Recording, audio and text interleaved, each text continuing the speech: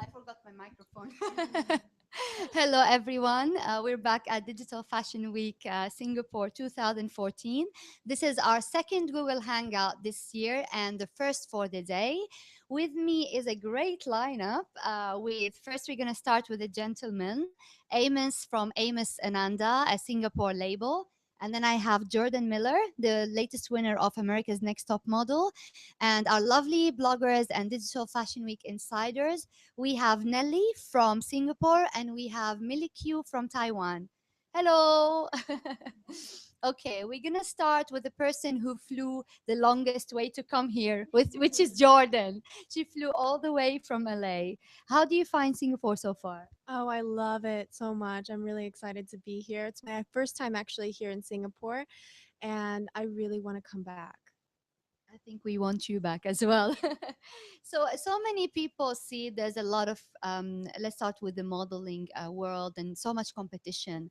You came from a show that already had so much competition. Now you're working on the ground. Is the competition as bad? I would have to say yes because there's so many more people. It's not just 14 contestants anymore. It's thousands of girls and guys wanting the same spot, the same campaign. So it's a little more intense. And what do you think is your strongest forte in that sense? I would say my height is something that sets me apart. I wear heels everywhere I go, regardless of my day off, because I want people to see me, to stare at me and look at me and be like, who is that girl? She's so tall. Yes, exactly. I love the attention. And, so I think that before when I was younger, I was so afraid of being tall and I would hunch my shoulders. And then I became America's Next Top Model, and now it's who I am. So I'm really, really proud of that. Yeah, I think it's good that you embrace what you are, and I mean it's a great thing. I wish I had a few more inches on me. Also, in the blogging world, how is the competition? You think? I think it's a bit similar to Jordan. Like there are thousands and thousands of bloggers, including like the really famous ones. And I think it's also very hard to set like ourselves apart from like everyone else. So it is quite difficult. Yeah. In Taiwan, is it the same? Yeah, because I think more and more people they want to become bloggers. And to be honest, if you can, you have a computer, you have a camera or cell phone, and you can get into online, basically people think they are bloggers. So how can you be differentiate by others? I think it's important. So you have to find your own style and be very different and unique for people to see you and for people to like you. Yeah. I definitely agree as a previous blogger myself. And now we turn to the gentleman, and the only designer we have today is Amos. Amos, you are also, apart from the students who are showing today the latest, design, you just graduated a few months ago. So what brings you to Digital Fashion Week? Mm, Yeah, I just graduated from Raffles College of Higher Education in July this year. So what makes me here today? Because I think that as a 3 months plus labor, uh, what set me apart is that my brand Amos Ananda has a unique and strong identity that set me apart from the local designers. But I'm still new. I'm very grateful that to be invited to Digital Fashion Week to showcase my products. And yeah, I'm just having fun and with you guys here. So lovely to see you guys. Would you like to dress the lovely ladies in here? You know what Jordan said just now was something that strikes me about dares to be different. That you love the attention. So Amos Ananda lady is something like that. See, we dare to be different, unique individual that I would love to dress. Of course, the bloggers from Taiwan and our own Singaporean support local talent, right? Okay, then we'll get them to the showroom after this, and you can pick your stuff. I seal the deal. Jordan, back to you. So, what made you decide to participate in Digital Fashion Week? Well, honestly, they contacted me about 3 months ago and asked me if I would be willing to come out. And I said, of course, I love to walk the runway. Why not? And it gave me the opportunity to be able to come to Singapore and meet all of my amazing fans that are here. And everywhere I've gone since I've been here, I've been spotted by all my fans and they want to take selfies and pictures. And I'm more than willing to do that. Yeah, I think we've seen the fandom around here for you. How do you balance? I know you're recently married. Congratulations again. So how do you balance being married and your life at home with the modeling career, which you have to fly a lot and you have jobs at certain times? For me, I make sure that I set some time aside for myself. And when the modeling industry gets kind of slow towards the holiday season, that's when I go home and I get to take a break. I get to eat all the bad stuff I'm not supposed to eat and really just recharge myself. And then it comes to New Year's, and then there's a new year, new start. So usually, what I do in January is I pick a country I want to go to, and I go there. So basically, as long as I make sure I have a little bit of time at home, I can stay away for a while. That's good. Which country you picked this year? I think that it's gonna be Singapore. Nice. There you go. You know that Singapore, just to add on, just was voted in the Lonely Planet's top destination to go to in 2015. Yeah. Yeah, it just came 2 weeks ago. So here you go. And for you, how does the blogging, how much time does it take from you, from your studies or the other things that you do? I'm actually working full time. So blogging is like a part-time hobby. So whenever I'm not working, I am blogging. I am thinking of content. Yeah, basically I have two jobs in my life. Yeah, so it's quite tiring, but it's really, really fun. Yeah. I'm actually doing digital advertising for my day job. But then so it's slightly different, but it doesn't exactly overlap. It overlaps a little bit, but it's not exactly the same. Yeah.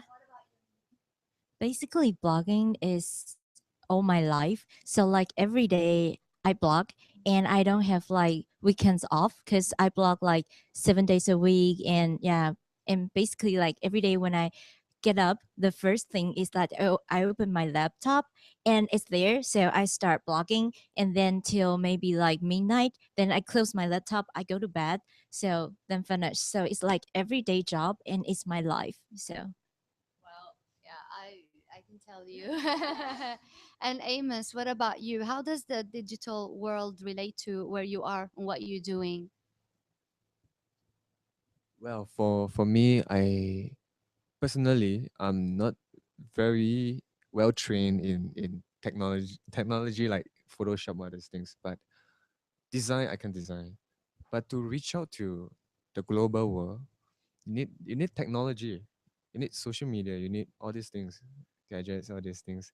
So I'm still learning. I don't blog. See, so I need to learn more from you guys.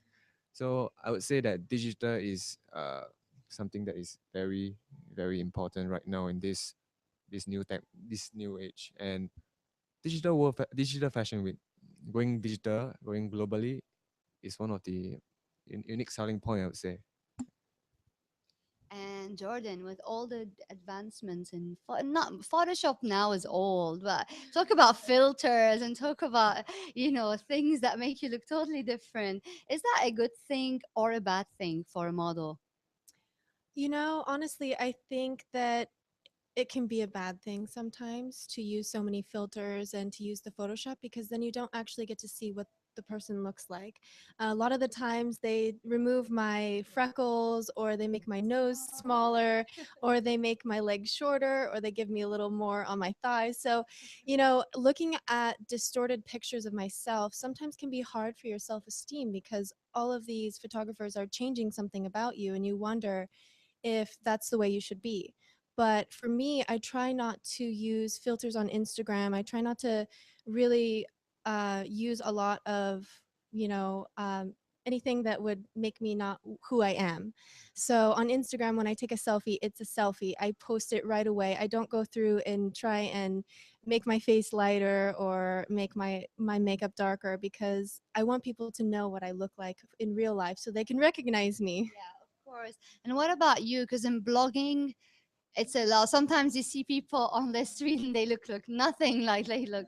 So how do you deal with kind of balancing or the image that you project? Because you are the more approachable media. So do you take this into consideration when you put up pictures on your blog?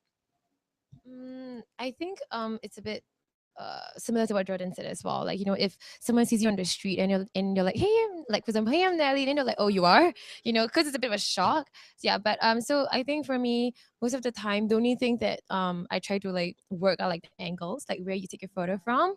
Yeah, but other than that, we don't really Photoshop. We don't really like you know like try to like Photoshop bigger eyes or something. Yeah, just try to keep it as real as possible so that when people don't see you on the street, they can recognize you. You know, so and like what you said, because we're more approachable, so we still do want to keep that with our audience. Yeah.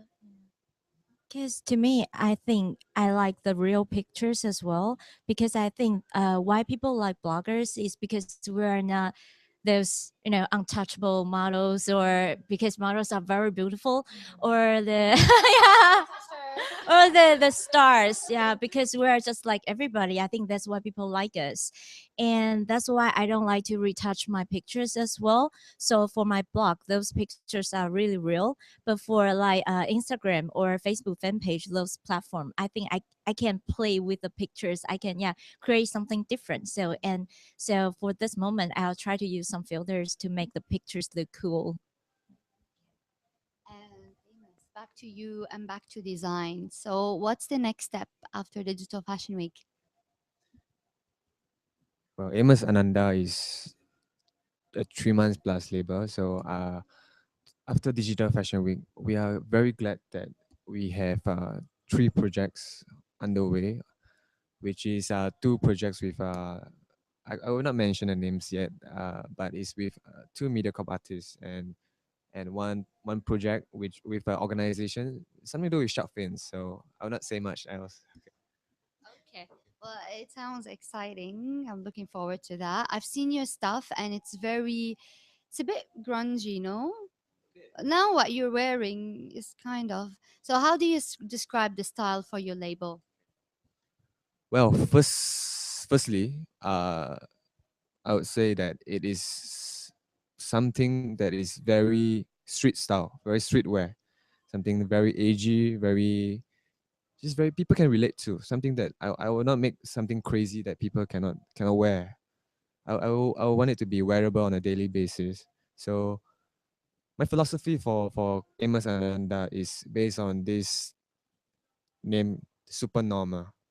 Excel way more than normal. Super normal means doing the best in whatever thing you do. Applying this mentality into your daily life, you see. So super normal is a name for collection 01, but it's a spirit for all the rest of the collections that I'm going to produce in the future. Yeah. Interesting. Jordan, are you a girly girl or are you an edgy girl? I would have to say I'm a mixture of both, because I love to be pretty just like any other girl out there. But there's some days when I just want to be comfortable, and I feel like those days I'm a little more edgy, grungy, a little dirty, and I think people like to see the raw side of me, as well as seeing me dolled up in all the makeup and heels and jewelry. So it's nice. It adds to your versatility as well. In terms of designers, then what designer would you want wish to work for in your career? My number one favorite designer in the entire universe is Yves Saint Laurent, and it's because when I first started out my career, I was reading an article in Vogue about him, and I just fell in love with the picture they took of his face. I don't know why. There's just so much feeling for me when I see him, and I can see the creativeness coming through his eyes. So I think that his designs, when he was still alive, would really kind of make who I am. I like the very structured suits and pants and things like that. Do you still like the label until today?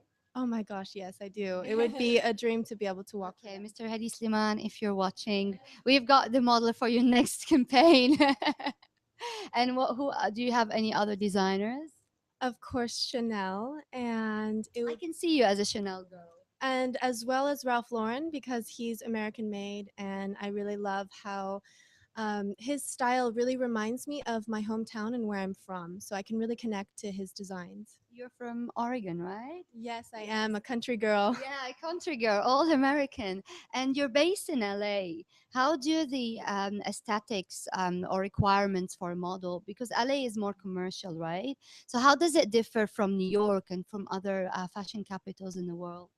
Basically, when it comes to high fashion, you're looking for very long, slim, edgy girls. When it comes to commercial, like the LA market, they want girls that look more real, more normal. So, more curves and bigger boobs. So, it's been a struggle for me to really book some good jobs there because, I'm very, very high fashion. So, I'm using LA as my starting point as kind of like a practice market, and then when I feel I'm ready, I'll go on to New York Fashion Week and all over the rest of the world. So it's been a tough journey, but I'm still going strong and I'm still trying and I'm never going to give up. So even if I have to stay in LA for a while, I'm just going to keep trying. I think that's the spirit. And what about you girls? Do you see blogging as something that you see yourselves doing in 5 or 10 years? Or is it a launch pad for something bigger later on? I think personally for me, in the future, I would want to open like a fashion publication company. Yeah, so this is all in line for it, you know. Yeah, that's my 10-year plan. Yeah. I think to me, because before I see myself as a blogger, but right now I see myself as a writer because I got my first book published like 2 years ago, and right now I'm going to write another book about Paris. And but like for later, I want to have my own boutique shop, so maybe I can like get to know different designers who are very talented, and I want to import their stuff, like their collection, to my own boutique shop and to introduce to Taiwanese people or people around the world that so many talented designers are here. Yeah. That's actually a great plan. Do you have any designers from the ones you've seen so far in the showroom from Singapore that you'd like to hopefully include in the future plan? Because we saw some shows yesterday and I was really amazed by their collection. And like to me, I think in Good Company Capsule 5, I really like their collections because I think that's something that I will wear like almost every piece. I'm just like, oh my God, I love that. That's my quilt. Take it off.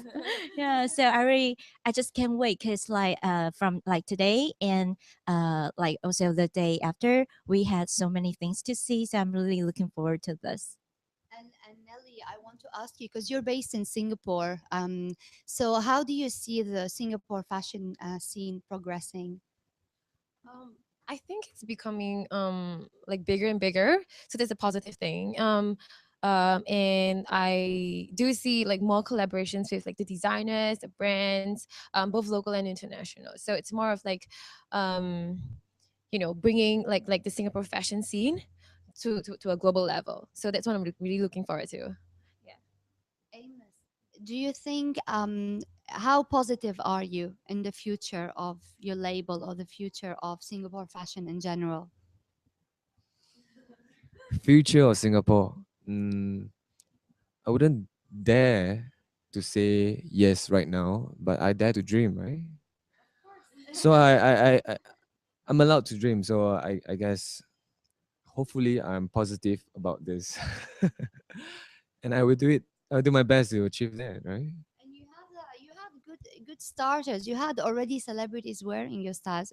Tell us more about that. The girls would be interested to know. Oh. One of the bigger name is Wu Jun from Taiwan.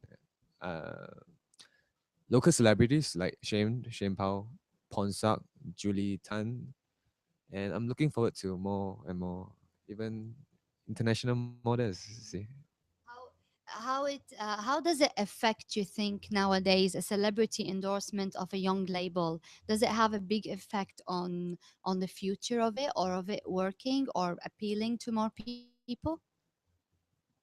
Uh, for me personally, it's not any celebrities or any personalities. It must be someone that I can see him or her relate to the brand identity, the style. So it's about the personality more than who you are. You see, about the not about you're the most famous, the most popular.